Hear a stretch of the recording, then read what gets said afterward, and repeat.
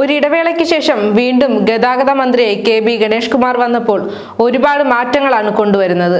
Motor വാഹന ഡിപ്പാർട്ട്മെന്റിലെ ഉദ്യോഗസ്ഥർക്ക് ഉൾപ്പെടെയുള്ളവരുടെ അടുത്തേക്കും മാറ്റം കൊണ്ടുവന്നിട്ടുണ്ട്.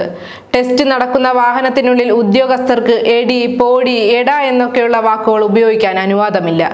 ബൈക്കിലുള്ള 3 പേരുടെ സർക്കസ് കാണിച്ചുള്ള യാത്രയ്ക്ക് ഫൈൻ അധികം ഈടാക്കും.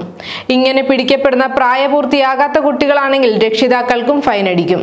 പിടിച്ചെടുത്ത വണ്ടി പെട്ടെന്നൊന്നും തിരിച്ചെടുക്കാനും പറ്റില്ല. മാത്രമല്ല, ഡ്രൈവിംഗ് സ്കൂളുകൾക്കും പണി കിട്ടിയിട്ടുണ്ട്. ഇനി പണ്ടത്തെ പോലെ തോന്നിയ രീതിയിൽ ഡ്രൈവിംഗ് സ്കൂൾ നടത്താനുള്ള സംവിധാനം നടക്കില്ല.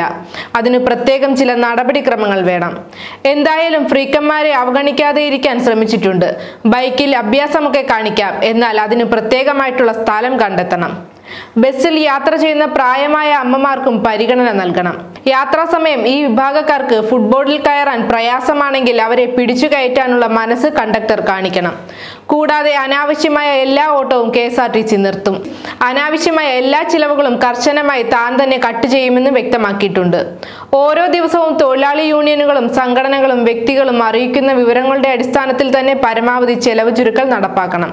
മുൻകാലയളവിൽ പെട്ടെന്ന് ലഭ്യമായിക്കൊണ്ടിരുന്ന ലൈസൻസ് ഇനിയുള്ള കാലം അങ്ങനെ കൊടുക്കില്ല. മുൻപ് ലേണേഴ്സിൽ 20 ചോദ്യങ്ങളാണ് ചോദിച്ചിരുന്നത്. അതിൽ 12 എണ്ണത്തിൽ മാത്രം പാസ്സായാൽ മതിയായിരുന്നു. എന്നാൽ ഇനി മുതൽ 20 എന്നത് 30 ചോദ്യമാക്കി വർദ്ധിപ്പിച്ചു. അതിൽ പാസ്സാകാൻ 25 വേണം.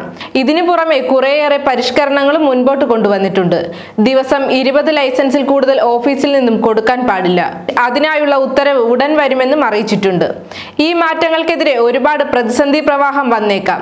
അതൊന്നും മുഖവിലയ്ക്ക് എടുക്കാൻ പറ്റില്ല. ഇതെല്ലാം നാടിന്റെ നന്മയ്ക്കു വേണ്ടിയാണ്. മനുഷ്യന്റെ ജീവൻ രക്ഷിക്കുക എന്നതാണ് പ്രധാന ലക്ഷ്യം. അതേസമയം ഇനി മുതൽ തോന്നിയ പോലെയുള്ള ഡ്രൈവിംഗ് സ്കൂളുകളല്ല, അതിന്റെയൊക്കെ മട്ടും ഭാവവും മാറും. ഇനിയുള്ള സമയം കൃത്യമായി കാര്യങ്ങൾ നടപ്പാക്കി ഗതാഗത വകുപ്പിന്റെ പണർച്ചോർച്ച ഒഴിവാക്കാൻ ജീവനക്കാർ സഹകരിക്കണമെന്നും അതിനുവേണ്ടി പ്രയത്നിക്കണമെന്നും അദ്ദേഹം വ്യക്തമാക്കുന്നുണ്ട്. പുതിയ പരിഷ്കരണങ്ങൾക്ക് പ്രതീക്ഷയോടെ കാത്തിരിക്കുകയാണ് ജീവനക്കാരും പൊതുസമൂഹവും.